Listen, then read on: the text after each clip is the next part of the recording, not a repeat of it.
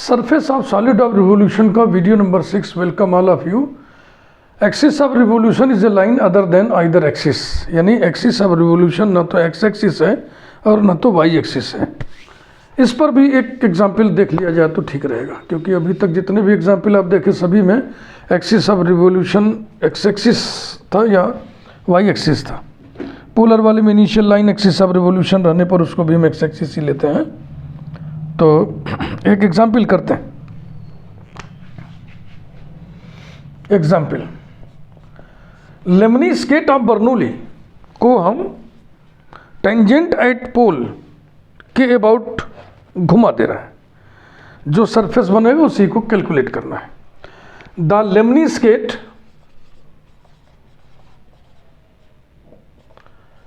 लेमनीस्केट r square equal to a square cos 2 theta revolves about a tangent at pole. Revolves about a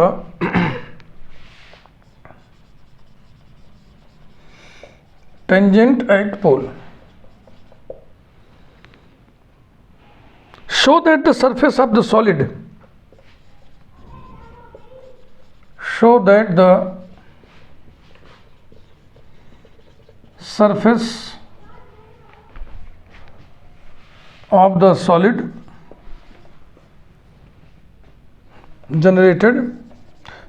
generated is 4 pi square a square, no 4 pi a square, ऐसा।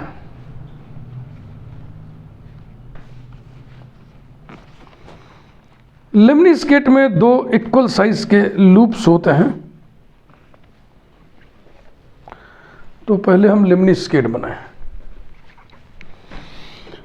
Assessment ही समझिएगा figure का, exact figure बन नहीं पाता है, या तो pencil rubber की मदद से धीरे धीरे नाप तोल के सब चीज़ बनाएं, तो इतनी मेहनत कौन करे। ऐसा ही एक एस्टिमेशन फिगर का खींच दिया जाए।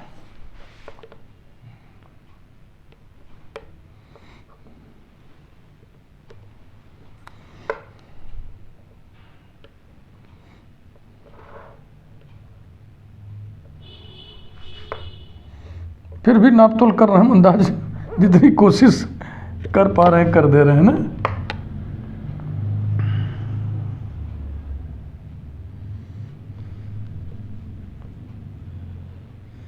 अब देखो घबराया।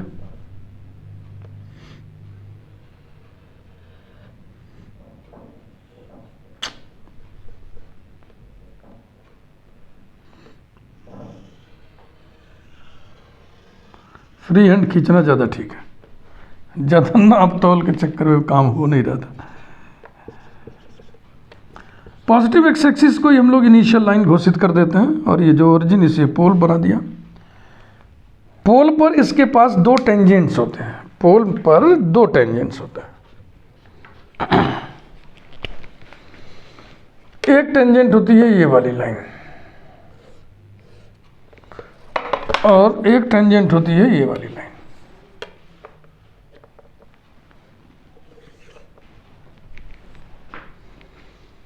द लेमनीस्केट रिवॉल्व्स, यानी कि पूरे कर्व को रिवॉल्व करना है, about a tangent at pole, about a tangent at pole. Okay, तो हम इस टेंजेंट को छांट रहे हैं।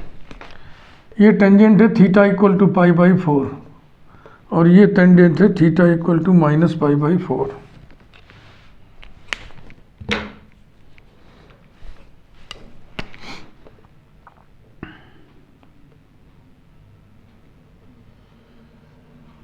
ऐसे जनरल पॉइंट लिया, वहां से इस एक्सिस ऑफ रिवोल्यूशन पे परपेंडिकुलर खींचा। ये परपेंडिकुलर है।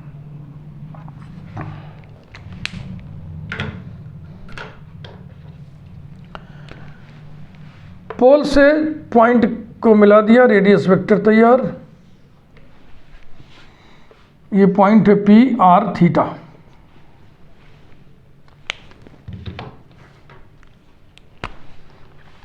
तो ये हो गया r, और थीटा जो है इनिशियल लाइन से मेज़र करते हैं, ये एंगल थीटा हुआ, ठीक है ना। और ये -π/4 है, तो magnitude of this angle is π/4, तो ये पूरा जो एंगल होगा यहाँ से हरी वाली लाइन तक ना, ये वाली एंगल पूरा इतना, ये होगा theta plus π/4। Foot of perpendicular को n लिख दिए, तो इस एंगल के बारे में यहाँ लिख दिया जाए, angle PON is equal to theta plus π/4।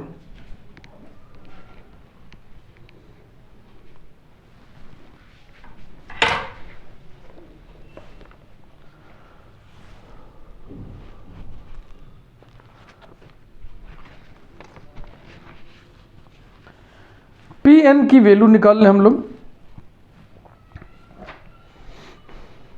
Description of the figure थोड़ा सा लिख दिया जाए। Let P R theta be any point या general point on the curve, जैसा कि as shown in the figure. हाँ भाई, पता नहीं P कहाँ है, इस लूप पर है किस लूप पर है, तो इसके लिए लिख दो as shown in the figure, जैसा कि चित्र में दर्शाया गया है, as shown in the figure.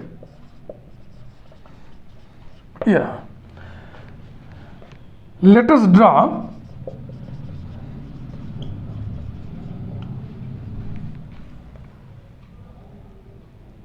PN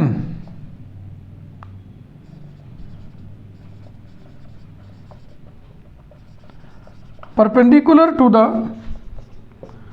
tangent theta equal to -π/4. Then comma clearly comma angle PON is equal to theta plus π/4. Now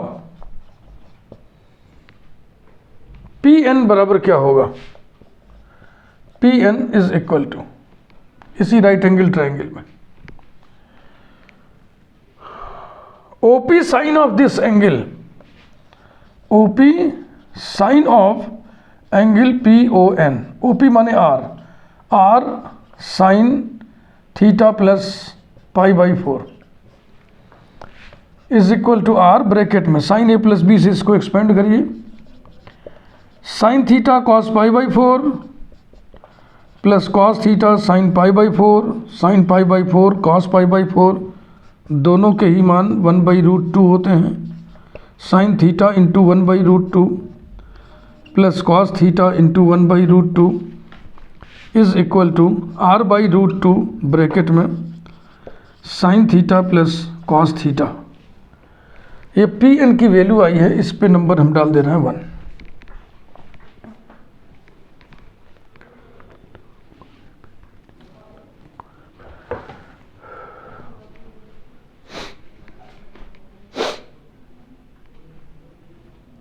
कितनी बात समझ में आई आपके? इसके बाद चलो एक डेटा और हम निकाल लें, फिर हम आगे बढ़ेंगे। और वो डेटा है ds/d थीटा। ds/d थीटा निकालने के लिए आपको dr/d थीटा भी चाहिए। तो आओ जरा फिर से पीछे से काम शुरू करें। एक पैराग्राफ हो गया, दूसरा पैराग्राफ देखिए।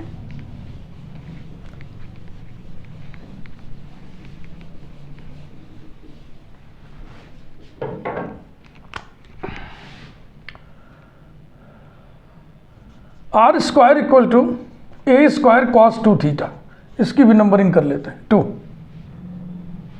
Differentiating it with respect to theta,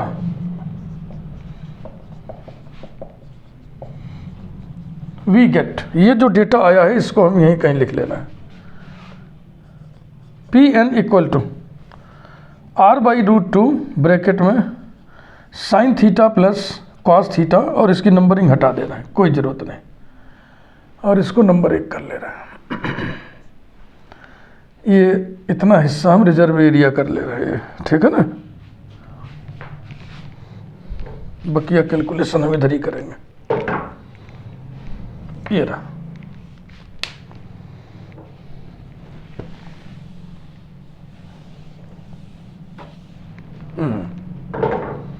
we get 2r dr by d theta is equal to minus 2a square sin 2 theta.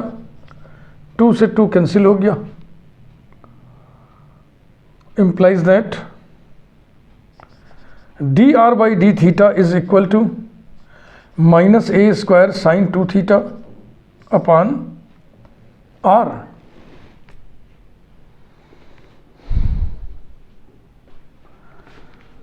Therefore ds upon d theta whole square निकाल लो, नहीं तो करनी का चिन्ह बड़ा सा बनाना पड़ेगा, इक्वल्स टू अंडर रूट. अब नहीं लिख रहे हैं, सिर्फ लिख रहे हैं r square plus r one square equal to r square.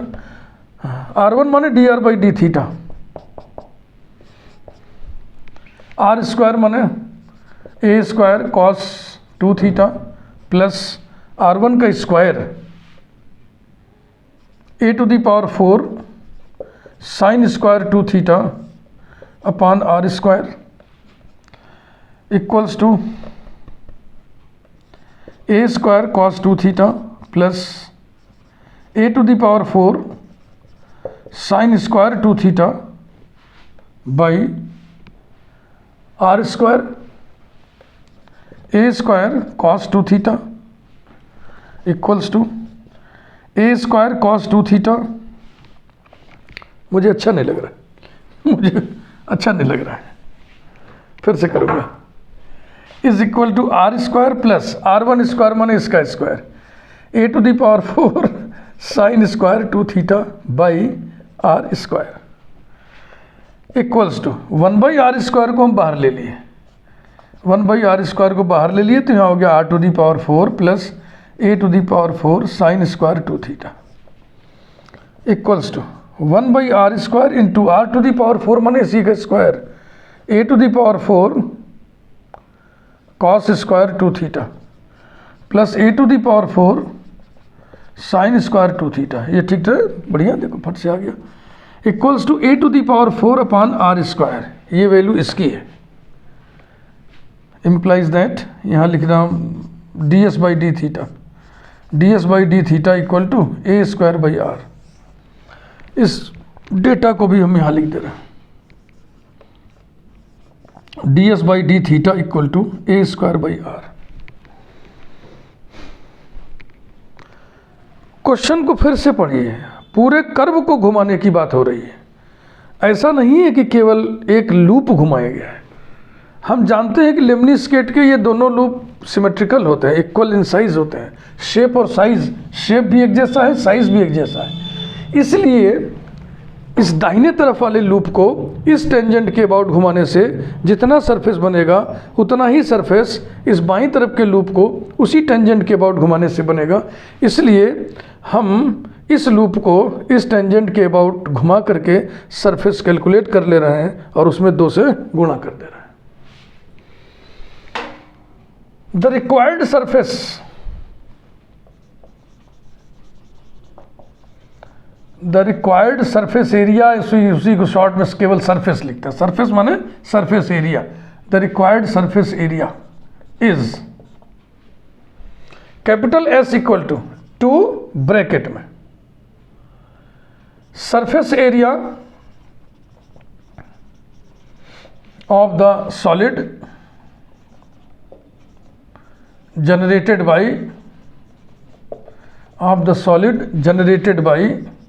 revolution of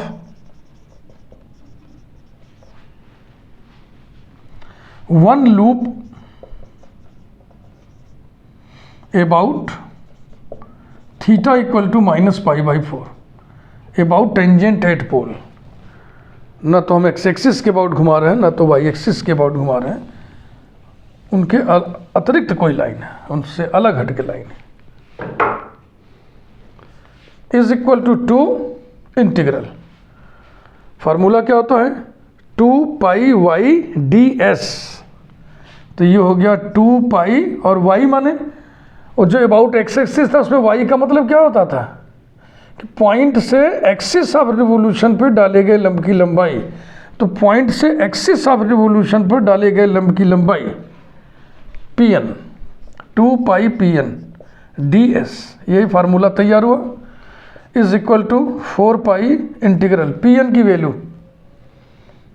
r/√2 bracket में sine theta plus cos theta into ds को हम लिख दें ds/d थीटा डी थीटा, और अब ये फाइनली इंडिकेटर डी थीटा है तो थीटा के लिमिट चाहिए।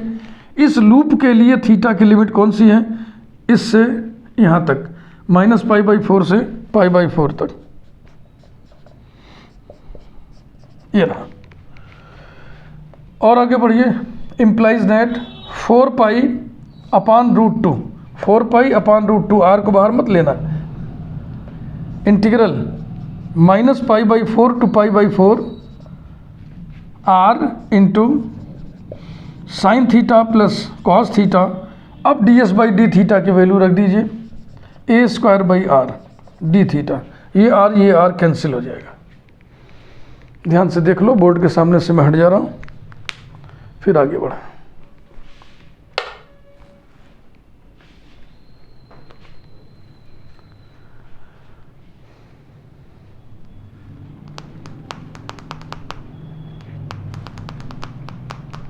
क्लियर? तो अभी सब मिटा दें, हमें सब डेटा की हमें ज़रूरत नहीं है, सब ले लिए हैं, केवल हमें सिर्फ इंटीग्रल को इवेल्युएट करना है।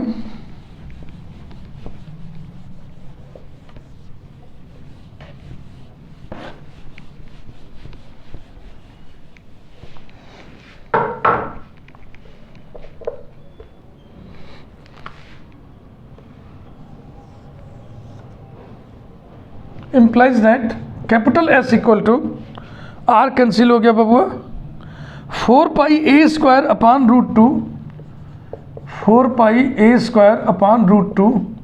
इंटीग्रल -π/4 to π/4 और ब्रैकेट में sine theta plus cos theta और d theta. Properties of definite integral लगाए गए। देखो इस वाले में थीटा की जगह माइनस थीटा रखने से ये निगेटिव हो जाएगा, इसलिए इस इंटीग्रल का मान 0 और इसका 0 नहीं होगा। Implies that capital S equal to, इसमें क्या होगा, थीटा की जगह माइनस थीटा रखने से कोई असर नहीं पड़ रहा है, इसलिए 2 से मल्टीप्लाई करके लिमिट 0 to π/4 हो जाएगा। तो 2 into 4 πa² integral 0 to π/4 cos theta d theta. और लॉजिक में ये जरूर लिखिए by the property of definite integral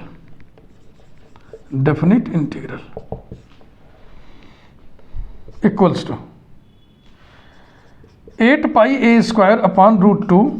into cos theta का integral sine theta, limit 0 to π/4, 0 से कुछ मिलना नहीं है,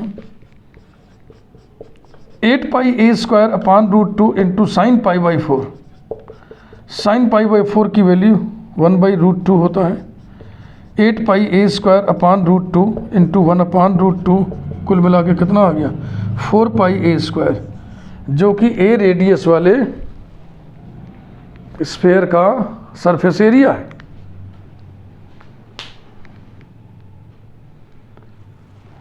तो यही था न्यूमेरिकल जो आपको करना था। एक्स एक्सिस वाई एक्सिस के अतिरिक्त किसी और लाइन के अबाउट घुमाने से जो सरफेस जनरेट हो, जो सॉलिड जनरेट हो, उसके सरफेस को कैलकुलेट करना, ये था। वीडियो को लाइक करिए। Thank you.